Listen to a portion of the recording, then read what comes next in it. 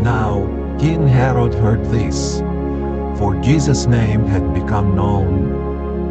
Some were saying, John the Baptizer has been raised from the dead, and because of this, miraculous powers are at work in him.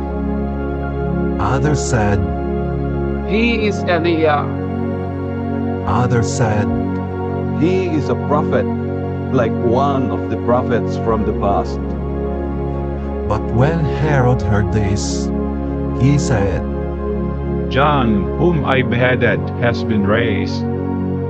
for Herod himself had sent men, arrested John, and bound him in prison on account of Herodias, his brother Philip's wife, because Herod had married her. For John had repeatedly told Herod, It is not lawful for you to have your brother's wife.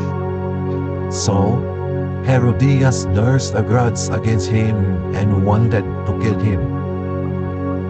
But she could not, because Herod stood in awe of John and protected him, since he knew that John was a righteous and holy man.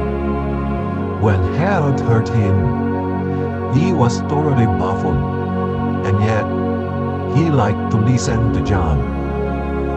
But a suitable day came when Herod gave a banquet on his birthday for his court officials, military commanders, and leaders of Galilee. When his daughter Herodias came in and danced, she pleased Herod and his dinner guests. The king said to the girl, Ask me for whatever you want, and I will give it to you. He swore to her, Whatever you ask, I will give you, up to half my kingdom. so she went out and said to her mother. What should I ask for? Her mother said, The head of John the Baptizer.